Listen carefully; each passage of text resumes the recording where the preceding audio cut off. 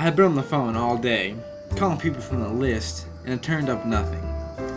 There was nothing that I could find that tied any of them to Lamont, or to each other for that matter. What kind of a crazy hit list was this, where all the victims were picked at random? After striking out on 3 callers, I decided to take a more active approach, and to meet a few of them face to face. Maybe then I could turn up something that would make sense out of this mess.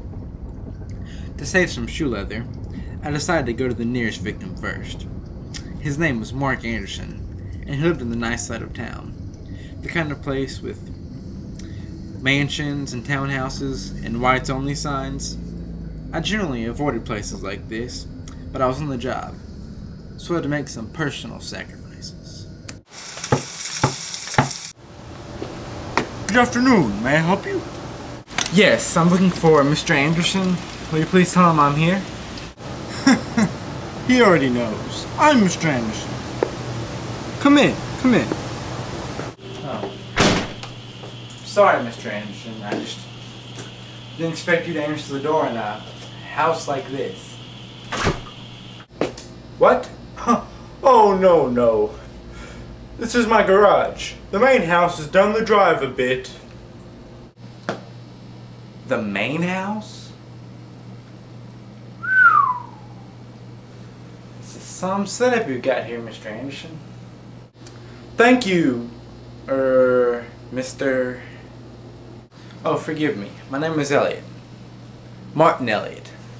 I'm a private detective. And what does a private detective want with me? My secretary hasn't been talking to you, has she?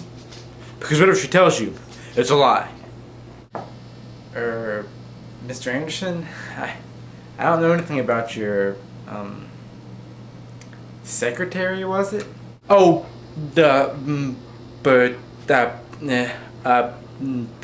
you see, I like fresh squeezed lemonade. Right. Mr. Anderson, do you know Orson Lamont? the architect? I don't know him personally, but he did build this house. Really?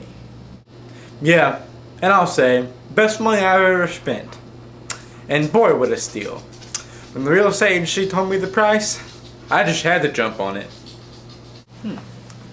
What was the price, if it's not too bold of me to ask? No, it was $250,000.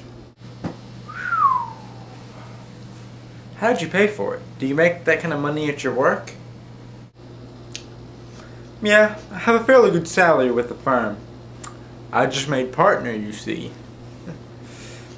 No, but what really pushed me over to buy was the money I got from the property of mine that I just sold out west of town. Thank you for your time, Mr. Anderson. You've been a real help. I was concerned about what Anderson had told me, but I didn't know what it meant yet. It shouldn't have been a surprise that Lamont built Anderson's home. He built most of the houses in the city, but there was something fishy here. Anderson just happened to buy a mansion that was built by a dead architect and whose name was on the same hit list? I should have asked myself then what I was dealing with, but I didn't. I decided to track down the next name on the list in the area and turned up Joseph Knott. I had already talked to Mr. Knott on the phone, but I wanted to talk to him in person. Knott's place was nothing like Anderson's. It was modest next to the sprawling mansion. Knott lived in the outskirts of town, in a neighborhood with cookie-cutter houses that all looked alike and a car in every driveway. I could never live here either.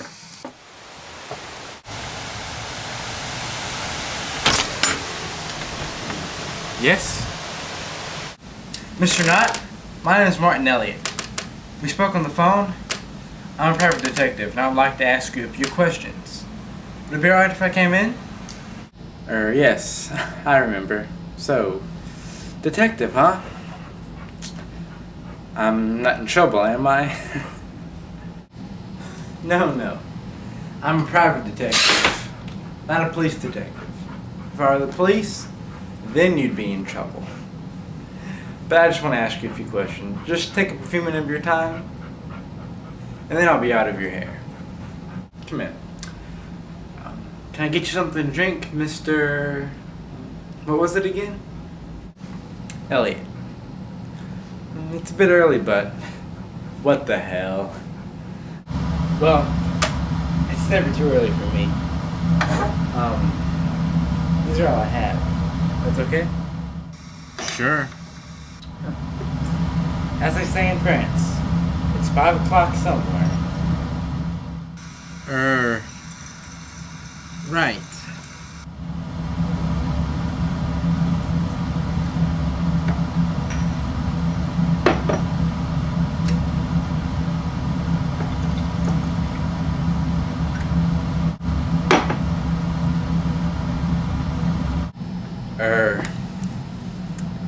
Right. Mr. Knott, do you happen to know Mr. Orson Lamont by any chance? The architect? I don't know. I've never met the man, but he did build this house. Didn't he die in a car accident recently?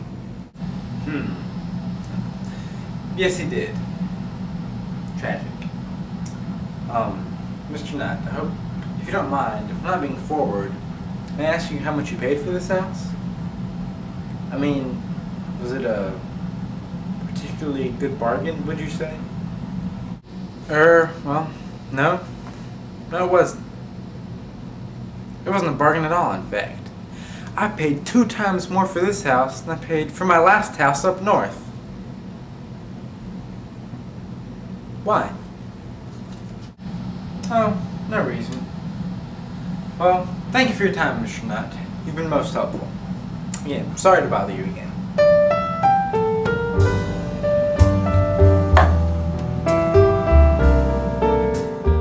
Now I was really confused. Both these fellows had bought homes that were built by the same architect who had wound up dead. Well, I guess Tess was right. Mr. Lamont had gotten himself mixed up in the middle of a giant conspiracy. But what was it?